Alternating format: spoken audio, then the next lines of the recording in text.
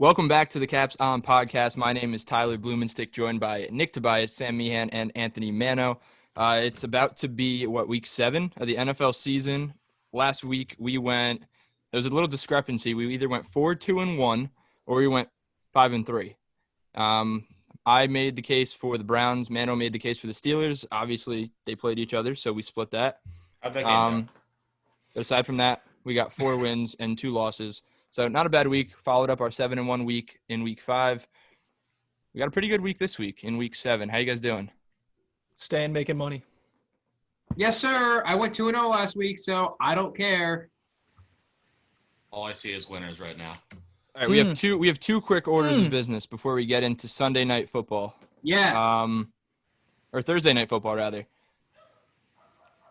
The Chiefs-Bills game. We had 3 on the Chiefs, and we had a contrarian on the Bills. And then in the second order of business, we had 3 on the Dallas Cowboys and 1 on the Cardinals. One was more fortunate than the other, so I'm going to give both of them some time to explain themselves. Well, I like to keep it short and sweet. No, you don't. Yeah, I do. I'm gonna keep this one short and just say, "I told you so." Following up on that, I was wrong on the Bills. To be fair, it was close at the end. I was close. I mean, you were if an you watch Odell that game, pick away from a sneaky backdoor cover. yeah. I mean, if you watch that game, I had no confidence after like the third quarter or even the second. Going into halftime, I had no confidence that Josh Allen was going to get right. It was raining. He couldn't find receivers. It was bad. That said, I will make amends to think twice before betting on Patrick Mahomes, who just had a kid. See, it's funny. Did he really? Yeah, he just had a kid. Well, he's going to have a kid. He's going to have. I thought they announced they were pregnant very recently. Yeah. Well, but, it's funny because they announced they're having a girl. So. On the opposite Oh, that was side, it. Okay. I was very confident after Zeke fumbled the second time that the Cardinals were going to run with that football game. Zeke did not, in fact, eat like I was expecting. No, he was on the sideline pretty much the whole game, and he fumbled twice. Yeah, I know. I was right. Yeah, I don't know. Yeah, congrats. All right, I'm done. I'm good. New week. All right, go ahead, Stick. Go ahead. New week, we're going to kick it off with Thursday night football with our New York Football Giants visiting the Philadelphia Eagles. The line is set at, it opened at Philly -6.5. I have it at Philly -4.5. I've seen 3.5. Yeah, most sites that I've seen. I don't know if the line movement was necessarily because there's money coming in on the Giants at almost a touchdown, or it was. I think the line movement's strictly on because of Sanders and Ertz. That's what. Yeah, that was my other option there. Being confirmed out. The total set at 45, which might be an interesting play. It's probably one of the lowest you're ever going to see. But yeah, anybody have initial thoughts on this game? Okay. Sorry, Sam. I'm gonna cut. Are you 3 going for the Giants? Because I know you guys have picked the Giants in the past on more egregious spreads. So if you're going to pick the Giants on this, do it now. I'm trying to sound as unbiased as possible, but the Giants are going to beat the living shit at no. But I'm taking the Giants. I'm gonna do it too. And I don't know. I think I'm gonna take a money line as well. Look, It's just one of those things with the injuries where you look at a Philadelphia offense that really only has Carson Wentz and Travis Fulgham, who's come on out of nowhere, basically. The backfield is going to be Boston Scott and Corey Clement. You're missing literally your 2 biggest playmakers on that offense, and the Giants' defense has been playing well. I was texting with somebody last night, and we basically came to the conclusion that if the Giants can put up 21 plus, I think they win this game. And I think that's entirely possible because, this is a Philly defense that isn't very good. And I'm trying to be unbiased also, but I'm not confident in it. But if you give me 4.5 points, and I think the Giants can absolutely win this game. It's in Philly. It's tricky. But there's no one there to throw batteries at people. So yeah, no, they have fans. The Giants are getting comfortable. Oh. Either way, it doesn't matter. I don't know. We'll stick. You talk about the defense kind of being trash. Neither secondary can really cover anybody. The Giants hung 34 on the Cowboys last week. I mean, that James Bradbury guy is pretty solid. Okay. I mean, And that's the way I look at it. Like that they was really against have one the receiving option. Yeah, with the Cowboys, they have like 3 good options at wide receiver, where Philly barely has one. So I touched on the offense. Now you talk about the Giants hanging up 34. Philly also hung up, 57 points in consecutive weeks against arguably the 2 best defenses in the league in Baltimore and Pittsburgh. So their offense can keep up, and they're expected to get DeSean Jackson back. A lot of garbage time touchdowns. Yes. Well, listen, DeSean Jackson's expected to play, which kind of hurts my feelings because I kind of hate DeSean Jackson a lot. But in general, the Eagles' defense has given up 30 points in back-to-back games. If you want to go more in depth against statistics and talking about spread, I'll start with the Giants. So the Giants, the past 18 road games, they're 14-4 straight up. 13-0 this year, or 3-0. 13. Excuse me, 3-0 this year. Okay, so they're 4-14 straight up, but against the spread in road games, they're 15-3. And they're a quiet 19-17 against the spread in their last 26 road games. So the Giants know how to cover the spread. I'm not saying they're going to win the football game, but they know how to cover the spread. The Eagles, on the other side, have won 9 out of the last 10 against the Giants, but out of those 10 games, they've only covered the spread 5 out of 10 times. Wentz has the most turnover-worthy plays in the league at 17. The next closest is Fitzpatrick at 11, and then Baker Mayfield at 10. Wentz has been sacked the league-high 25 times, has thrown the second most interceptions at 9. And the Eagles are 2-6 against the spread in their last 8 games at home. I think this is a game where the Giants can contend to win the football game.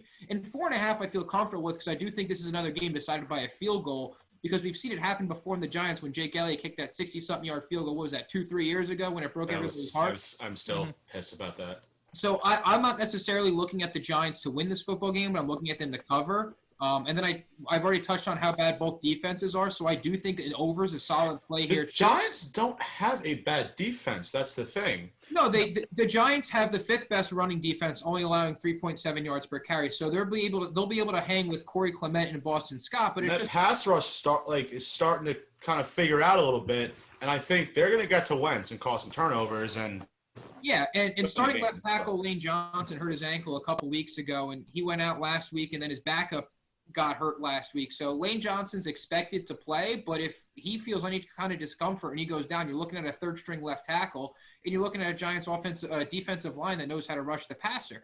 So I do like the Giants +4, +4.5 here, and I do like the over. I agree. I'm gonna go ahead and just pick the Eagles here. At 6, I would have probably had to consider it more. At a touchdown, I would have had to consider it more. At 4.5, it makes the decision for me a little bit easier. I think this game is going to be a story of bad offense versus what you guys said is bad defense, because by whatever metric you want to put out there, the Giants probably have one of the bottom 3 offenses in the league, right? And that starts up front because that offensive line has been through hell and they haven't come back yet. And this has been a project. This has been a talking point for the past 5 years, but they're worst in pass blocking per Pro Football Focus. On the other side of that line, that Eagles defensive line, 4th in sacks with 21, 4th in adjusted sack rate with 8.5%. They're second in average second in average running back yards per down with 3.2. So, but they're also missing their top running back. That's a defensive stat. 22nd. Okay. Second in average running back. No, you're good. You're good. So I think it really comes down to that Eagles pass rush, right? Like if they're shoving Fletcher Cox down. Never mind. Pause. I started saying if they're shoving Fletcher Cox and the rest of that defensive line into Daniel Jones and he's not able to go over the top and take the top off the defense, this can get out of hand very quickly, I think. I look for Evan Engram to kind of make a move in this game because those linebackers can't really cover for the Eagles. So if they get him short and open up that tight end game, and maybe they have to cover wide receivers a little bit differently, and they can go in a different direction later in the game. I just think this Eagles defensive line against this Giants offensive line is going to be the tail of the match or tail of the game, and I got to pick the Eagles. I mean, so you talk about Evan Engram, and I guess where I kind of come in with, I mean, I don't like Jason Garrett, especially I don't like him in general, and I don't really like him as an offensive coordinator, but at least you're talking about somebody who has experience in the NFC East and who has seen this Eagles team for the past 3, 4, 5, 6 years, and he knows what he's getting himself into. You talk about a hurt or a lackluster defense on Philly's side of the ball, and Daniel Jones who can make plays happen with his feet, which is what's kind of made him a viable starter on the New York Giants football team. I mean, he was first in rush. He has the most rushing yards on the team. Or he might still have the first. And his Daniel Jones' ability to make plays with his feet makes me comfortable with him being able to scramble, get out of the pocket, make a couple plays. And like I said, I just think the Giants showed a lot of grit the past 2-3 weeks. Last week with the Cowboys, or last week with the Washington team, with Dallas the week before, and with LA the Rams the week before that. And I think they're kind of starting to figure it out. I disagree, but we'll move on. All right. Let's move on to easy money. Anybody want to kick it off? I'm not quite ready. I mean, I am ready, but share the wealth a little bit. I just talked a lot. Sam, hit me. Yeah, let's hear it, Sammy. All right. Between two right now. You know what? I'll do it. So this could be a make the case just because of the sheer size of the spread, but I don't think I have to convince too many people. It's the Bills versus the Jets. The Jets, I know, like in week one, it was 27-17 Bills. That was with a sneaky garbage time touchdown when the Jets were, I think even in their heads, they thought they could still be a decent football team. And I know it's still the same personnel, minus Le'Veon Bell, obviously. But I think the team has given up. Adam Gase is holding the offense hostage and refuses to give up play calling abilities, so that offense will still be stagnant. And Darnold is still out, or is he coming back this week? No, he's still out. Probably out. Still out? Probably, I think he's probably still out, but there's optimism that he may play. But either way, so it's either like a not perfectly healthy Darnold or a fossil Joe Flacco. Regardless, I don't think they score 10 points against a kind of Bills defense, but I think this Bills offense is going to feast, especially after two kind of lackluster games against, probably two of the three best teams in the AFC, probably the Titans, Chiefs, and the Steelers, top three teams in the AFC. And I think it's kind of they're going to play pissed off, and they want to show that they deserve to be spoken about when they talk about the elite teams in the AFC. And by that, I think the Bills can win this game by 3-4 touchdowns. I think this gets ugly quick, and the Bills take this. I know 13 is a lot of points, but I like the Bills minus 13. I hate to rebuttal. I'm sorry. I hate to cut you off, man, but we were actually talking about this a little bit before we turned on. I'm not rebutting because I don't agree, but I'm rebutting just playing devil's advocate here. Mm-hmm. So in general, it kind of looked like the Bills' offense has kind of taken a step back the past 2 weeks. 2 weeks ago, they played the Tennessee Titans and they lost 42-16. They kind of got smacked. Granted, Tennessee's defense is better than the Jets' defense, but that's still kind of a regression. Significantly.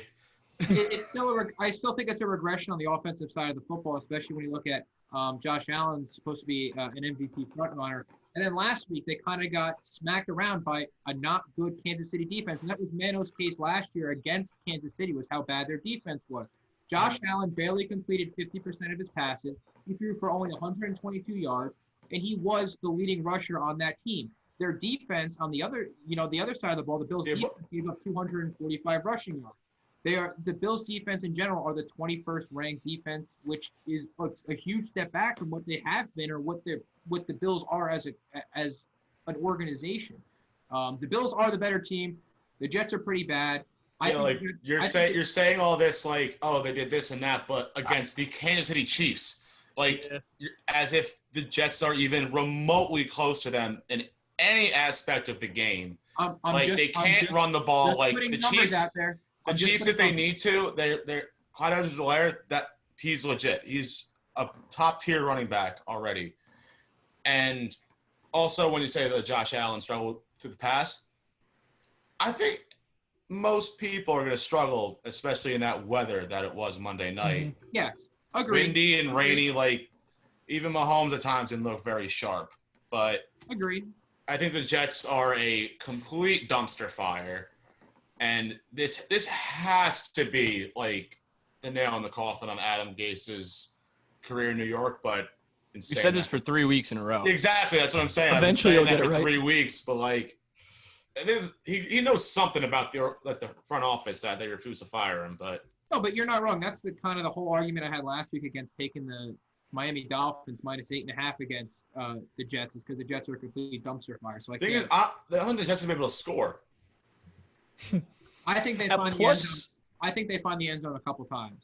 At plus 13.5, it's almost begging you to take the Jets, and I think they're going to keep begging. I've already done that twice this year with the big spread against the Jets, and I've gotten hosed on it both times. Gotten hosed, yeah. It's almost begging you. It's like 2 touchdowns. The Bills just look bad. Like, come on, put your money on the Jets. Come on, bet the Jets. Yeah, give me a little bit. Yeah, Jets. no, I'm staying away from it until it's back down to single digits.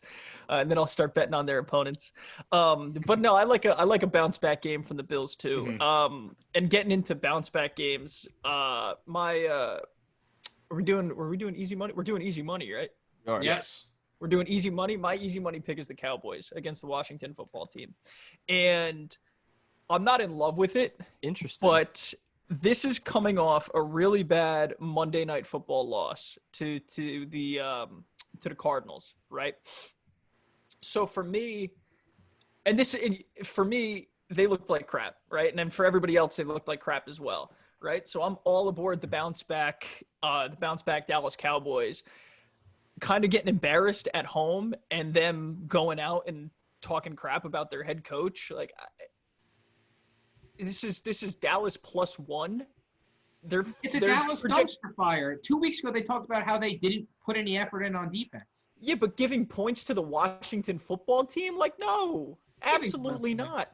But you still have to look, coaching aside, you still have to look at the talent that's on the offensive side of the ball. We can discuss the defense and they're being inept another time, but when you're going against Kyle Allen and Terry McLaurin and maybe a little bit of Antonio Gibson on Washington, I don't think it makes that big of a difference. I don't think Dallas should be getting a point here.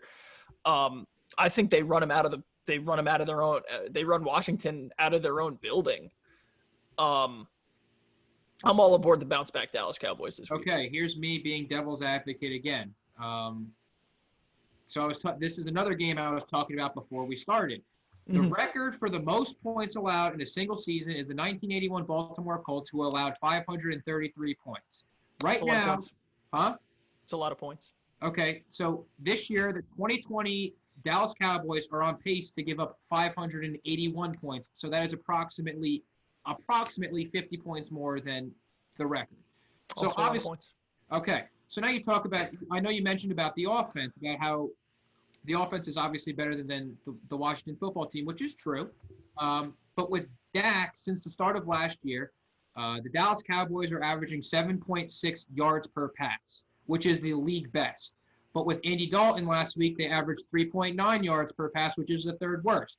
The Dallas Cowboys are 0-6 this year. The only other team 0-6 this year is the New York Football Jets. Against the spread, that is.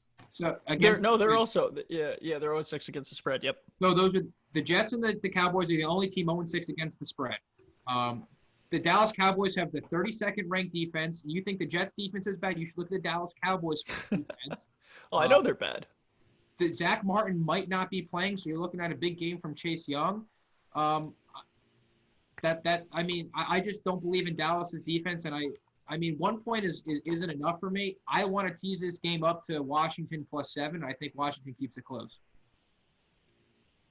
All right. That's fair. That's I'm, yeah, I'll give you that one. I just don't think Dallas in a shootout scenario, like if both defenses give it up and one offense can't keep up with the other, I'm just buying a bounce back game. And I think another week of like first team reps for Dalton will do. We'll give him a little boost this week. All right, Nick, I'll give you a break from talking. I'll let you close it out. I'll take my pick. He'll have something to say. He's gonna play devil's advocate. Okay. The New Jersey Devils.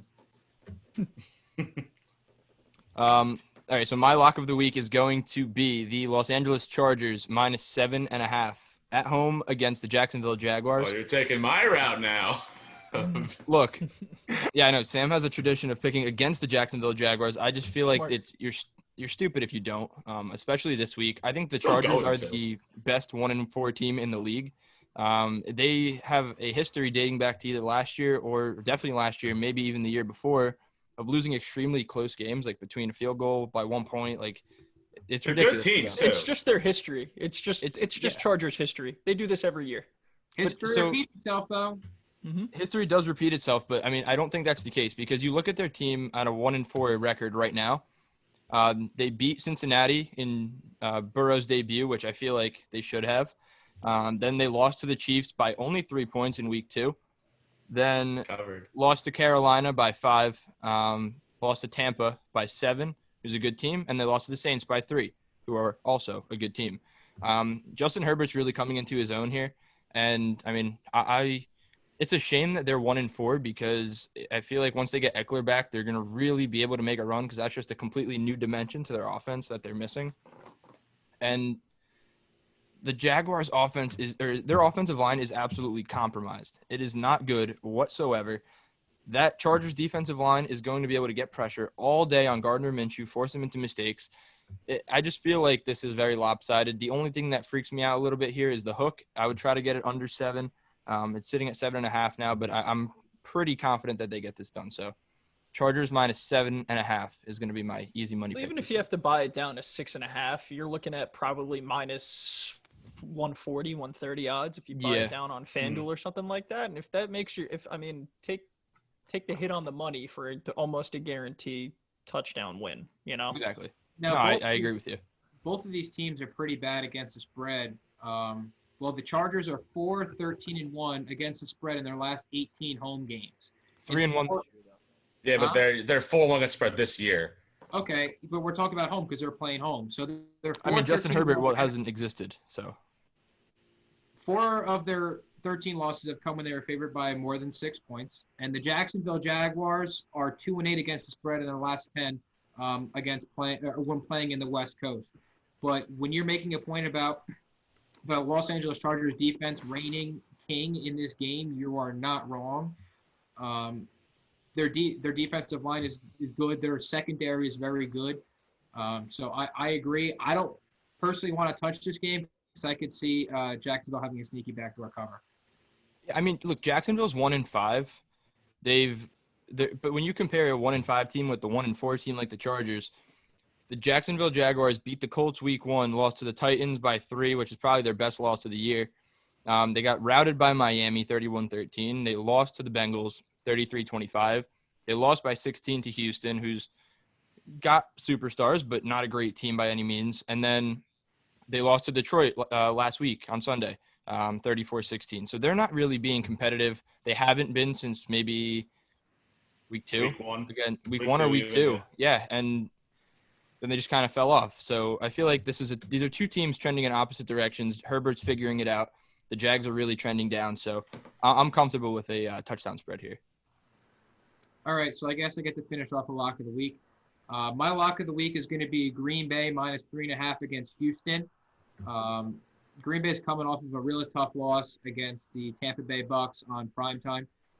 In general, not in general, but in that game, the offensive line gave up 12 QB pressures. But prior to that, so the first 5 weeks, the Green Bay Packers offensive line gave up a total of 20 pressures, and then last week they gave up 12. So obviously last week was probably an outlier.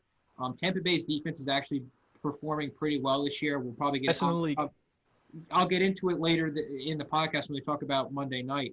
But Green Bay's playing a Houston defense that really isn't that good. Aaron Rodgers is pissed off. In general, Green Bay is 4-1 against the spread this season, and they're 7-4 against the spread after a loss, which is third best in the league since 2018.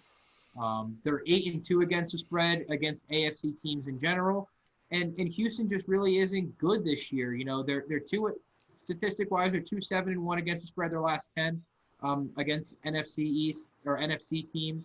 And they're 1-5 against the spread in general this year. You just look up this team. You just look at these two teams on paper, and you look at the offense and the firepower that Aaron Rodgers has as opposed to what Deshaun Watson has. And even the defenses, Green Bay's defense is actually pretty, you know, they got a pretty solid defense this year. They can hang, and all they really have to do is kind of slow down Deshaun Watson a little bit and, you know, not let Kenny Stills take the top off of the defense, and they'll be okay.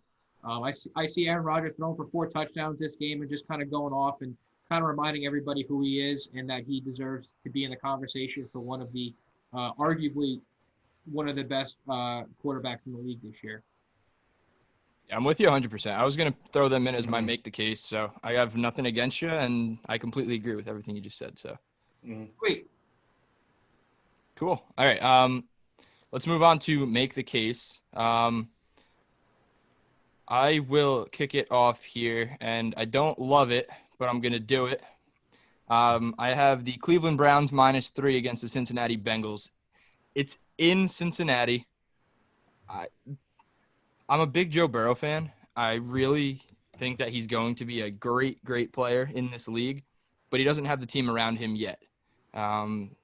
It's one of those things. Like, the Bengals have not been very exciting. And the Browns, I mean, I've cited it almost every single time we've mentioned their name on this show. They have the superstars. They have the players. Baker Mayfield kind of humbled my opinion a little bit last week. But, look, this is a game the Browns should win. I feel like they're 4-2 at this point, and this is just something that they should get done. Like, this is a rookie quarterback. I know Baker Mayfield's not much better. Burrow arguably might be a better passer, or definitely is a better passer. Might be a better overall quarterback at this point. But I just take the surrounding cast of Cleveland and their defensive superstars and the way that they can get pressure on the defensive line with Myles Garrett. And that's pretty much it. I'm going to go with the Browns.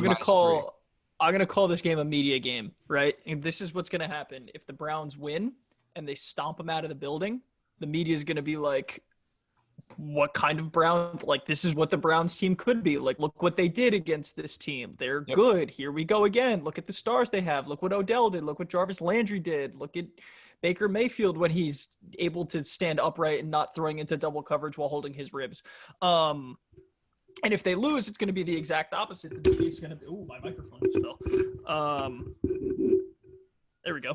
If they lose, the Browns are going to, the media is going to be like, what's wrong with the Browns? Do they need to make trades? Like, what else can go wrong with this team? Is Baker the option? So I think I'm with you. I think the Browns are an easy pick here. But you made the case for him, so I gotta back you up. Cool. Wait, before we keep going, I'm going to throw statistics at you. Let's see it. Throw those numbers at me, baby. Cincinnati, in their last 12 games against the Cleveland Browns, they're 10-2 against the spread. All right, so Nick, I get the statistics, but I feel like to a certain extent they're helpful. Totally different team. It's complete. Like, you need to kind of assess the relevance of the historical data. Team? Okay, so week 2. I mean, like, I'm saying like 10-2 in the last 12. Like, that first game, that's 6 years ago. Okay, so fine. Week 2, they covered a 6-point spread. They covered 5.5. Joe Burrow was in high school when that stat began to be recorded. It's just like, in general, Cleveland is 1-8 against the spread in their last 9 road games. So go ahead. What does that have to say about Baker Mayfield? This is just a paper matchup, and like Mano said, I mean, I feel like it's very clear cut. I think Burrow could win this football game. The Swiss cheese offense line for Cincinnati. I said could. I didn't say he will. I said he could. That's fair. All right, let's pass it on. Let's keep it moving. Who's up? Sam, go ahead, Sam. Sam's lagging. How about you go, Nick? God, I got a couple real. All right, so Okay. we Sam's just back. got. All right, Nick, go. No, Sam's back. Go ahead, brother. Am I actually back? You're actually back back. now. Kind of. Yeah, my internet's being a little piece of shit right now, but All right, I'll try to Nick. get this in real quick. All right, go for it. So we just. Oh, God. Now you're messing All right. with him. Now you're messing with him. So we just got done talking about stop betting against Patrick Mahomes, right? You're gonna do it. So I'm gonna be going with Denver plus 9.5 this week against the Chiefs at Mile High. Okay.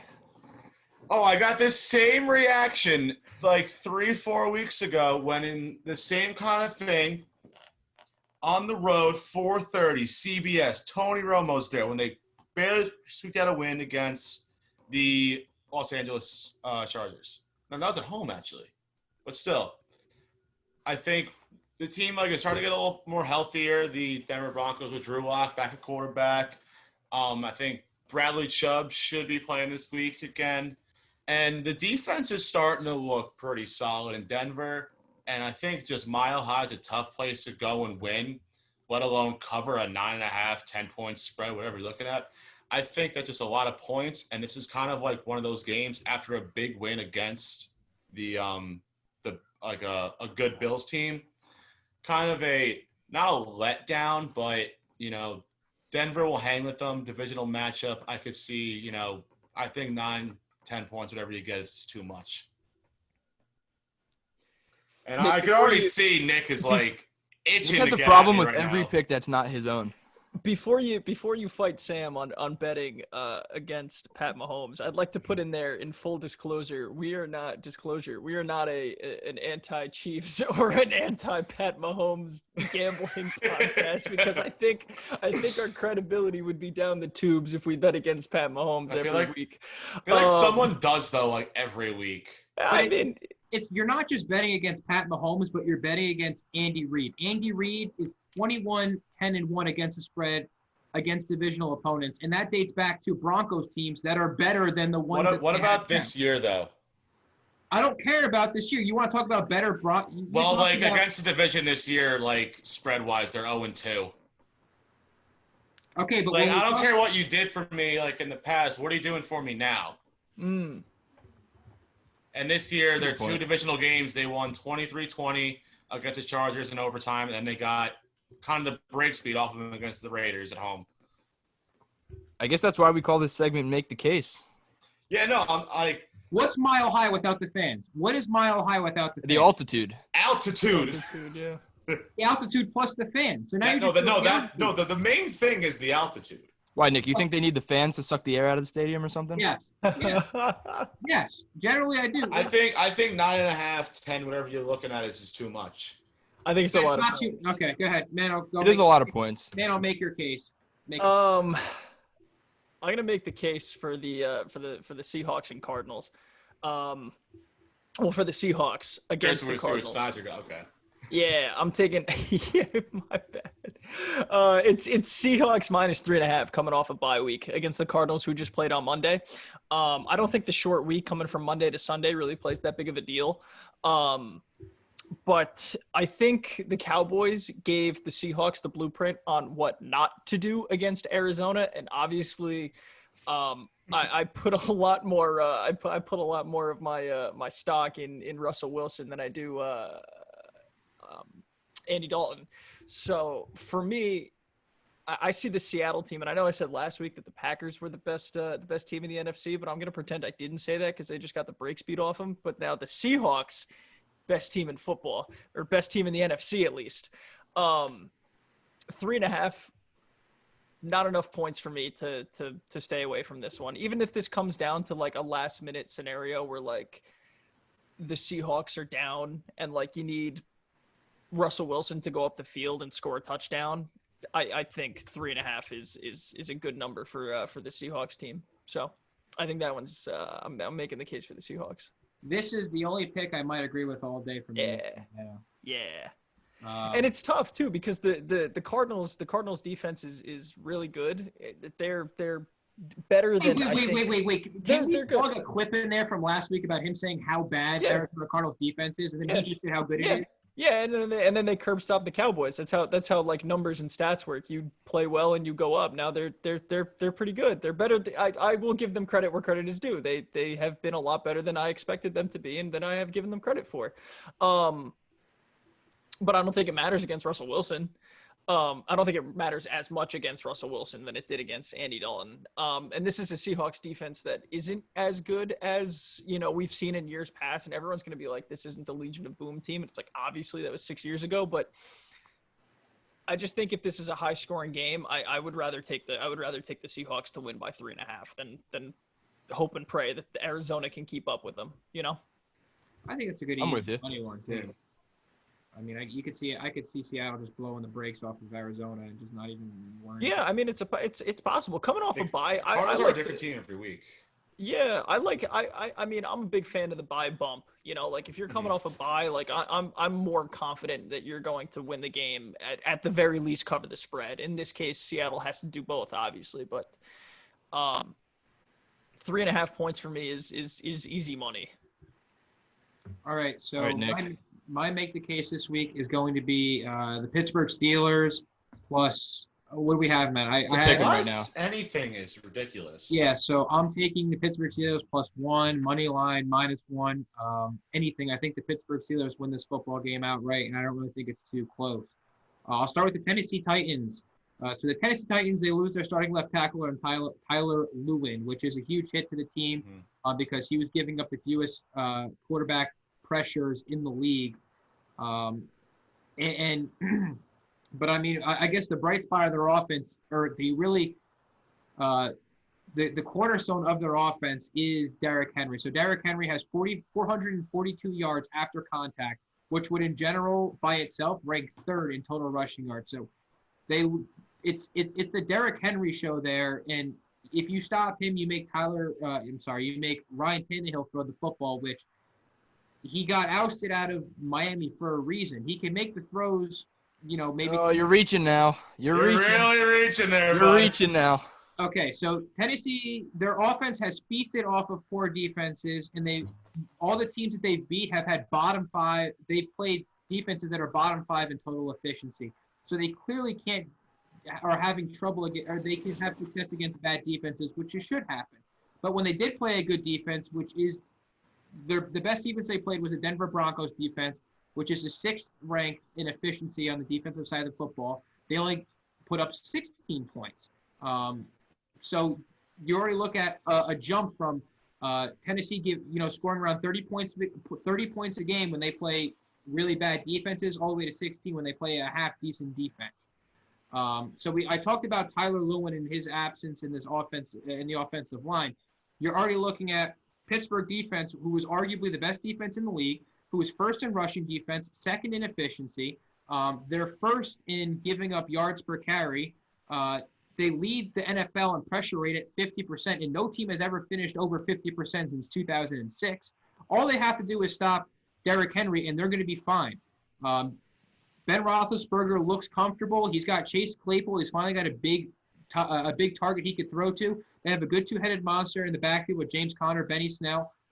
Their tight ends are actually pretty decent. Eric Ebron's producing. They have Vance McDonald. Juju Smith-Schuster is still there. They're getting James Washington back. I think this Pittsburgh team is fully loaded to make a deep run in the AFC playoffs. I think they have more firepower than the Tennessee Titans can handle. I do think they win this football game. I'm a big fan of the Pittsburgh Steelers this year, and the defense is the obvious thing. Obviously, it's their defense. Watt, Dupree, Tuitt.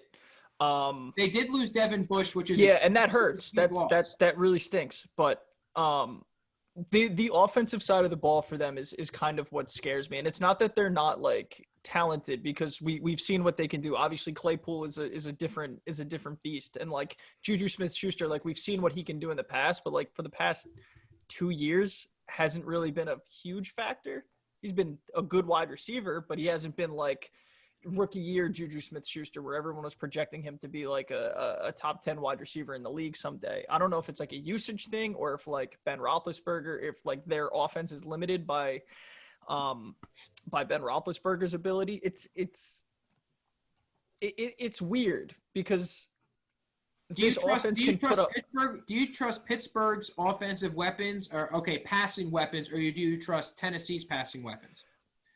I don't think it's that much of a disparity as you think. The weapons are kind of a toss-up. Yeah. You really think so? Did AJ Brown die? Like they have AJ Brown. Corey Davis is still on the COVID IR, so it's AJ Brown, Adam Humphries. That's it. Yeah. Yeah, I mean that's really it. You're right. You're right.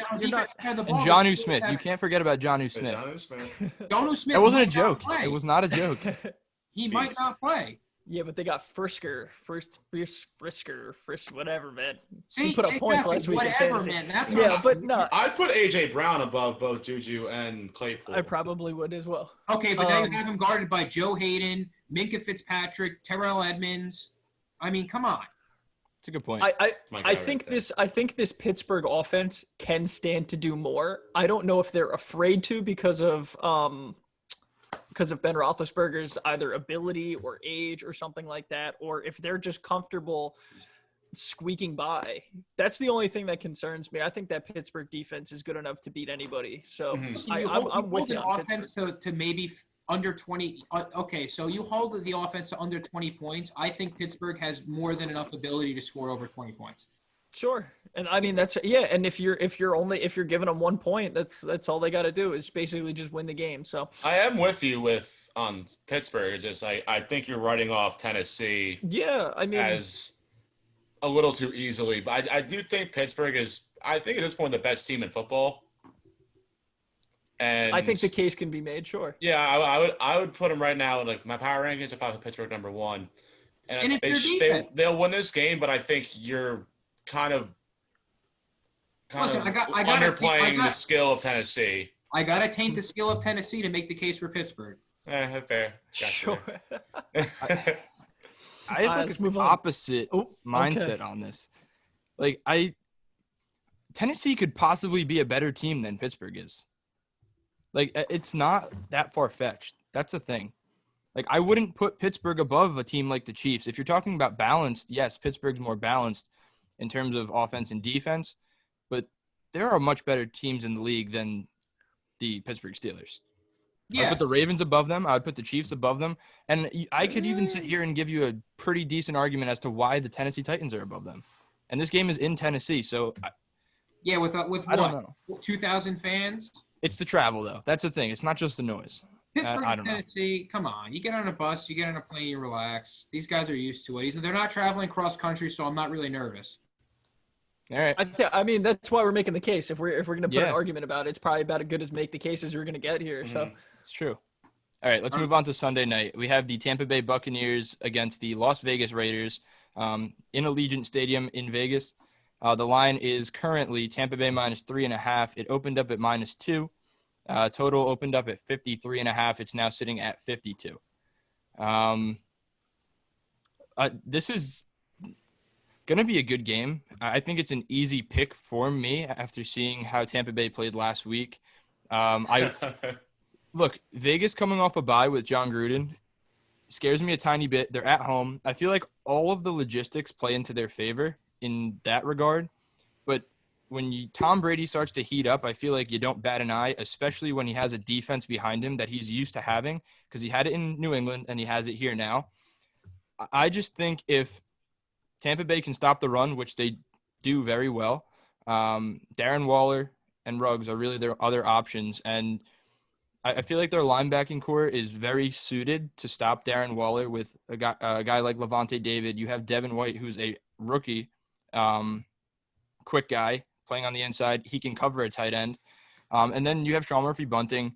You have Antoine Winfield Jr. It's just a very young secondary that is quick and able to cover the speed of Ruggs probably as best as you can, because he is maybe the top 3 fastest guy in the league, if not the fastest man alive. I just really still don't fully trust the Raiders offense. And I know they showed that they can beat a team like the Chiefs. They beat the Saints, but they also dropped to Buffalo and New England and only put up 23 and 20 points respectively. So, yeah, I'm going to ride the Brady train here. I'm curious to see what you guys think, because I feel like it's not so clear cut, but I don't know. This is the Raiders' prove-it game, right? Now, Yeah. you can make the argument that the Chiefs game was their prove-it game because it was like in division and whatever other argument you're going to make here. They just put Trent Brown on the COVID list, and you get on that list if you or somebody that you live with or have been in close proximity with has tested positive, right? And he's probably one of the best tackles in the league.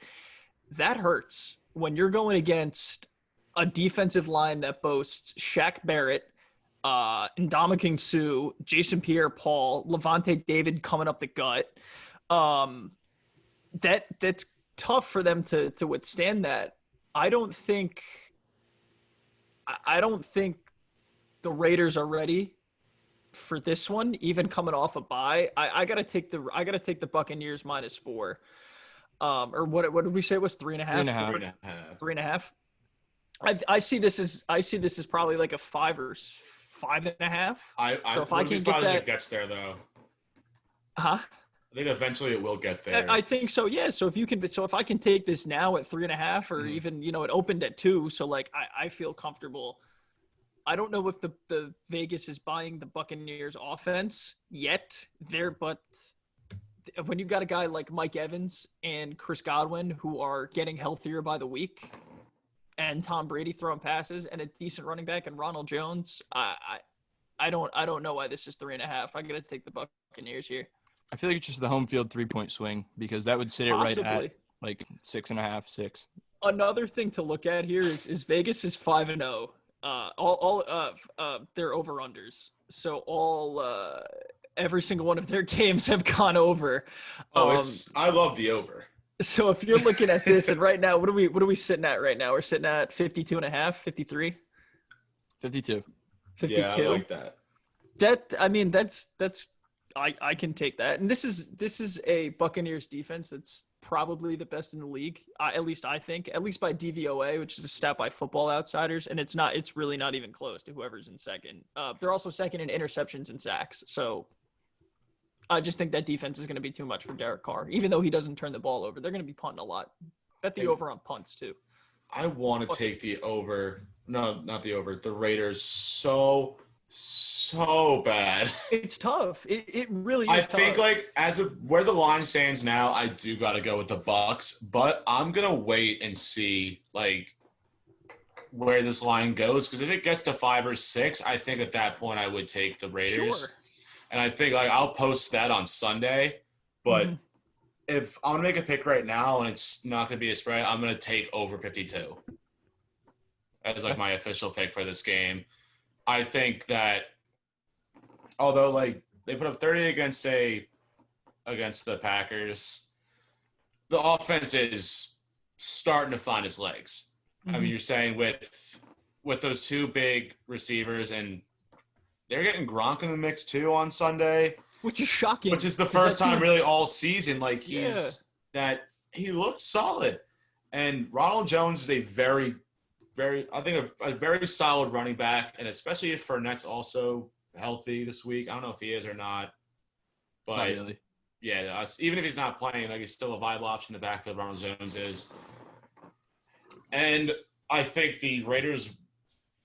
I think like the strength in that defense on the Bucs side is that front seven. They're gonna get pressure on you and make you make mistakes, which Derek Carr has yet to do this year. I think he still has 0 picks.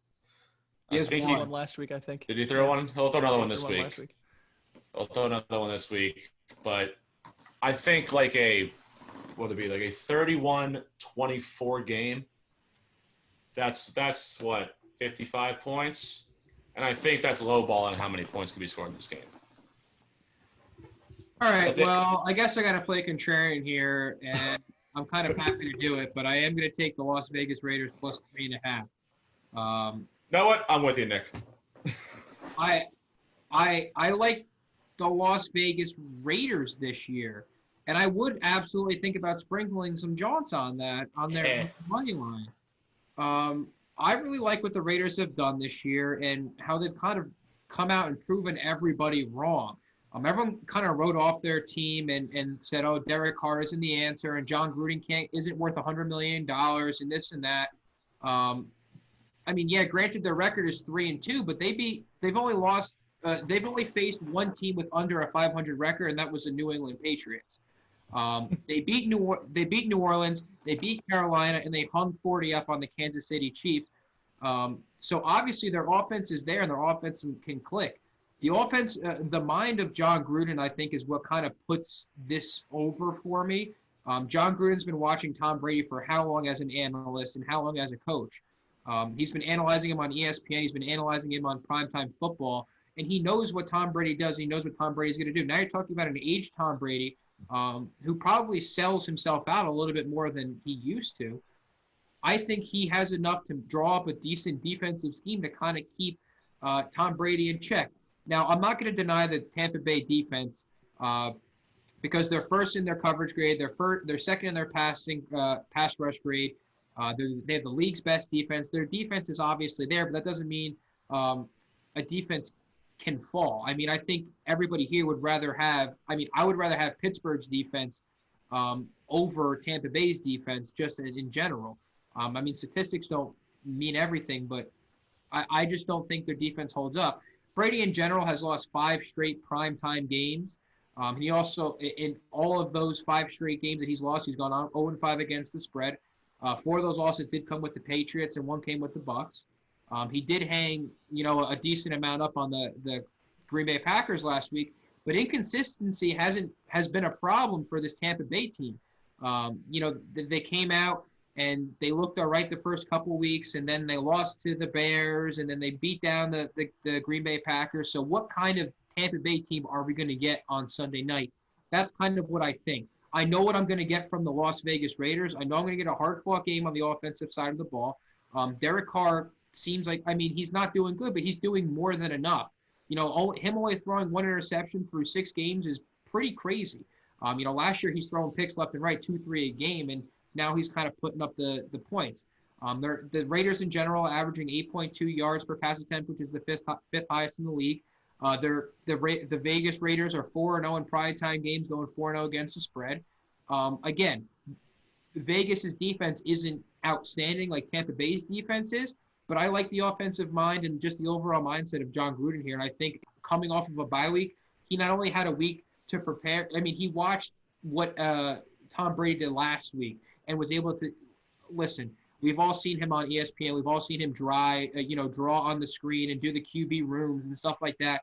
And he's just a genius. And I think he draws up a great scheme. And I think the Vegas Raiders cover and could possibly win this football game.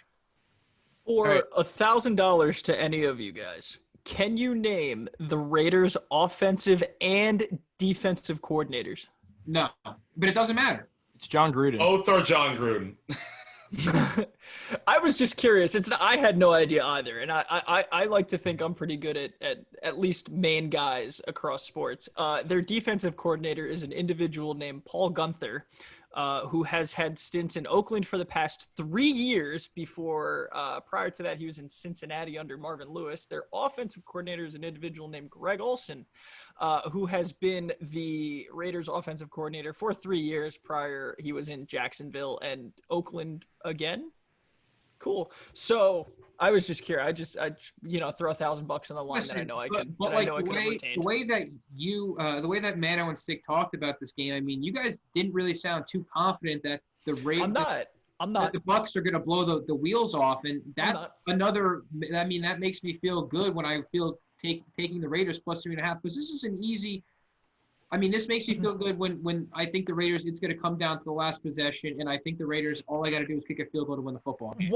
What it comes down to me, and you're right, I'm not necessarily confident, and I want to take the Raiders, but the difference for me is the talent on both sides of the ball that the Buccaneers have, right? And would say what you want about like Tom Brady, like whether you think he's washed or he's still a good quarterback is whatever. When they have Godwin and Evans and Scotty Miller and Tyler Johnson and Ronald Jones on that offense, like that's pretty good for me. And then on the defensive end of the defensive side of the ball, we can talk about, we talked about Pierre Paul, we talked about Shaq Barrett, and Ndamukong Suh. their corners are young and they're underrated, and they've really built that defense the right way. And I like Todd Bowles a lot, especially as a defensive coordinator, not so much a coach, but as a defensive coordinator, I just like the talent and the production that they have a bit more. That's the only difference for me. All right, so there you have it, Sunday night. Let's move on to Monday night. We have the Chicago Bears visiting the Los Angeles Rams at SoFi Stadium. Line opened at Rams -7. It's now Rams -6. The spread opened at 47. It's now 45, or the total rather. This is an easy one for me. It's the Bears too easy. No, I'm sorry. I wanted to make this my lock of the week, but I really wanted to save it for Monday night. I really did. But I don't blame you. Go ahead, because I think that you're dumb. You're dumb if you're not taking Chicago here. Go ahead, Six. The Bears are look. Everything I'm going to say is completely in line with your little comments, but like the NFC North belongs to the Bears at the moment. They're 5-1, going into Week 7. Trubisky started them off pretty well. I think they were 3-1 when he got benched. Mm-hmm. Nick Foles has taken the reins, and I've seen like 2 or 3 press conferences that he's had where this guy's on a mission. Like, he's always been, like, a very good team guy from what I understand. But, like, he's showing some emotion, some fire, and, like, he truly believes in this Bears team. So, you're getting a touchdown on the road. The Rams haven't – like, they sit at 4-2 this year. They haven't impressed me. Guess who all 4 of their wins have come against? The NFC Yeah, we talked about this. We talked about this already. NFC East, bro. They can't win – they haven't won against a team that's over 500. Yeah, they should have if there was a game for them to show that they're a team that still belongs, it was last week against San Fran. And they looked bad. They looked bad. They looked really bad. And it's not even their defense because their line is getting pressure.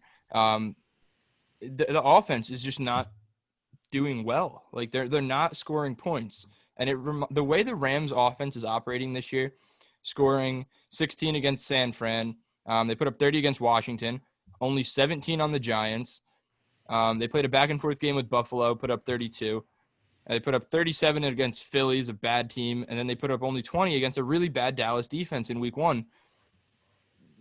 They remind me a lot of the way we're typically used to seeing the Giants offense operate, where you got to really struggle to break 20 points. Sometimes you get to like that 35-point game, and then you're just right back to even, and you kind of just ride the line. That's what they're doing, and I feel like this Bears defense is just a really, really, really bad mismatch for that Rams offense. Yeah, I'm going to go in real quick because I've been riding the Bears. I think I've rode them the past 4 or 5 weeks straight, and this is going to be the 6th week straight that I'm going to ride the Bears. Nick rides Bears. You heard it here first. Yes. Yes, I do. Listen, give me the keys for the Chicago Bears. Give me the keys to the Bears. Please. The Bears are 5-1. So anybody who predicted the Bears to go 5-1, you're out of your mind. You're lying. You're lying. Yeah. But not only are they 5-1, but they've won all their 5 games they've won. You've seen them win a variety of ways. They had the comeback win when Foles came in against the Atlanta Falcons. They keep games close and they beat teams just strictly by defense. Stick talked about their defense, and their defense is their strength, which is the Bears, how the Bears work. So their defense is able to kind of keep them in the loop while their offense, can stutter step because Nick Foles isn't a superb superstar. He gets the job done, but he's not going to put the team over the top. But their defense is what keeps them in the game. Bears defense, they're 5th in points allowed per drive. They're 2nd in third down conversion rate, and they're 1st in red zone success rate. So their defense is there. Their defense is stout. And the Rams my whole thing with the Rams are they're 4-1, but all their wins have come against the NFC East. Frauds. Yeah. They're 4-2, but all their wins have come against the NFC East. Yeah. We talk about how bad the NFC East is, top to bottom, and in general, the Bears they're a good team this year. Their defense is consistently pressuring the quarterback. Goff can't handle pressure. Allen Robinson on the offensive side of the ball, he has a league-high 65 targets and a league-high 0 drops. So their offense is there, whether it's on one person or whether it's on 3 people between Allen Robinson. You have Anthony Miller, Darnell Mooney, Jimmy Graham, David Montgomery. Nick Foles is a Super Bowl winning quarterback, whether you want to give it to him or not. He won the Super Bowl. He won the Super Bowl deservingly. You have to give it to them. Ran the table in the playoffs. It's not just showed up, won the Super Bowl. It was showed up like 43 in the Super Bowl, whatever it was. I just think this is an absolute no-brainer. This is the easiest one that I've ever had to pick the Chicago Bears in, and I think that the Rams are sitting ducks at the end of this game. And that Bears defense has just gotten better and better as the season's gone on. The Bears are good. Bears are good. They just I like Bears money line this game. Yes. And I think I'm looking at over or under 45 as well. I don't see a lot of points being scored. Either side, because the Rams again, offenses can go stagnant, especially against. I mean, the Bears make everyone look kind of subpar offensively. So. And I think the Rams defense is still solid, and I think the Bears offense is nothing really to write home about. They're enough. They're enough. Like the Rams defense, you can only legitimately really name 3 or 4 people on that defense between Jalen Ramsey, Aaron Donald, Michael Brockers, and if you know who Joe Johnson is, that's some pretty good guys though. Jalen Johnson. See, I can't even name his name right. Taylor Rapp too in that secondary. That's Joe Johnson. I liked him coming out of college. So I'm pretty sure it's Joe Johnson. Joe Johnson. Oh, it's Joe Johnson? Yeah. Like Brooklyn Net legend Joe Johnson? Correct. The same one. Same guy. The same one that put Paul Pierce on skates? How many championships did the Nets have? I don't care. I care. It's no, we're not talking about championships. We're talking about Paul Pierce getting put on skates. We're also talking about football here. And Bears win 20-16. I'm gonna take the Rams. And I'm not confident. Looks like we have an opening for next week's show. I know. Yeah. I know. And I don't love it, right? I'm not in love with it. I'm not just doing it. And I'm not just doing it because I'll get to it. And I'm not just doing it. Every bet you make, Nick? And I'm not just doing it to be a contrarian. This Bears offense is not good. They have talent. I just don't think they're that special. The main reason I'm taking this is like I have no idea why they're favored by 6, right? I don't know if Vegas knows something. Right, and I don't want to be on the wrong side of that. I was thinking that too, but I'll we all say Vegas knows something until it doesn't hit. Yeah, I mean, you could say that until I know something, and then Vegas as a knows group something. of people it's the same thing, yeah. As a group of people that have gone like 5-3 and 7-1 in the past couple of weeks, I don't know if Vegas is really got the IQ up there. I'll take the Rams on the inkling that they know something that we don't, and that's obvious. That's really the reason you're going to take the Rams. Well, yeah, if it opened at 6, right, and if everyone's thinking the same way that you guys are, and it goes down to like 3.5, because you guys are right. Perhaps it could be. I think I trust Vegas making the models and making the lines in the first place. I'll get mad next week. That's fine. That's fine. I expect the Rams to come out and kind of bust out of their shell a little bit. To show the world like, hey, this is one of the better defenses in the league, but like, hey, look at us, we still have a dynamic offense that's going to make them work. But they can't beat it. They get smacked against a decimated San Francisco 49ers defense. That's fair. You're right. And the smart mind of Sean McVay can't figure out a porous San Francisco 49ers defense that doesn't have Solomon Thomas, Nick Bosa, Richard Sherman. Well, they tried to pick on Jason Verrett the entire game and it didn't work. So, but probably not the entire game. You think if Sean McVay is so smart, okay, it doesn't work in 2 quarters, let me change it up a little bit. No, let's just keep going at him. Why would Perhaps. I don't know. Okay, done.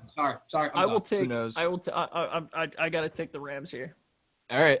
So, Mano's on the Rams. Nick wants the keys to the Bear. Earlier we had. It's just who wins in a fight, a man. ram or a bear? Huh? Probably a bear, right? Bear probably wins in a fight, an actual fight. What kind of bear? There's probably a black bear. Black bear? No, it's getting this shit Well, they're kicked brown in. bears. Are the bears? Black bears are tiny and bitches. Cute. Tiny. They're cute. Tiny. They're black bears are like 200-300 pounds. Like brown bears are the ones that are like 1,000 pounds. Welcome to the Animal Planet podcast, fellas. Maybe Black like bears not are that, 200 pounds. not I've that seen small, but like 200 pounds. it's like 400 or 500. But like the brown bears are the ones that are like big, like the Kodiak bears. A Those black are the bear, big ass bears. a male black bear weighs anywhere between 130 pounds and 660 pounds. That's a big discrepancy there. So I was kind Well, of I'd right. imagine, yeah, a brown bear can weigh anywhere between 180 pounds and 1,300 All right. pounds. Yeah, I there gotta you put my go, there you laundry in the go. dryer. Can we wrap this up? Yeah, let's go. Let's wrap it up. All right, I wanted to finish my little line that I had there. Mano is on the Rams. Nick wants the keys to the Bears. Earlier today, Sam, I think, wanted the keys to the Broncos like he's O.J. Simpson. And with that being said, this just about does it for our Week 7 episode of the capsON Sports Podcast. Links are in the description. I always read them out, but I'm not going to do it today because you can just click on the link right there. Click on Mano. But yeah, pretty much just about does it. And for Tyler Blumenstick, Nick Tobias, Sam Meehan, and Anthony Mano, my name is Tyler Blumenstick, and we will see you next week.